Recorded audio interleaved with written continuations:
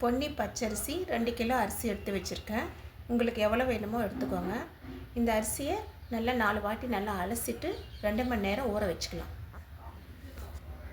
இப்போ ஊற வச்சுருக்கிற அரிசியை வடிகட்டியில் நல்லா தண்ணியை வடிய விட்டுடலாம்.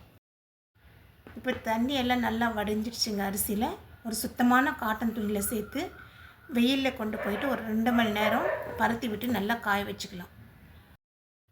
இந்த மாதிரி அரிசியை நல்லா வெயிலில் 2 மணி நேரம் காய வச்சு எடுத்துக்கலாம்.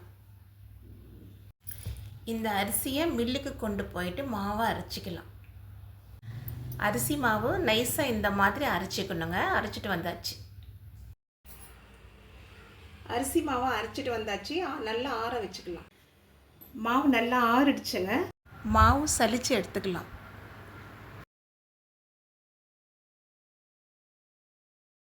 கடாயில் மாவு கொஞ்சம் கொஞ்சமாக சேர்த்து லோ ஃப்ளேமில் கைவிடாமல் வறுத்து எடுத்துக்கலாம்.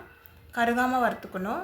லேசாக வாசனை வர வரைக்கும் வறுத்தா போகிறோம். இந்த மாவு இடியாப்பம், முறுக்கு, கொழுக்கட்டை, தட்டை, புட்டு எல்லாத்துக்குமே யூஸ் பண்ணிக்கலாங்க. மாவு லேசாக வாசனை வந்துடுச்சுங்க. இப்போ பருப்பட்டுடுச்சு.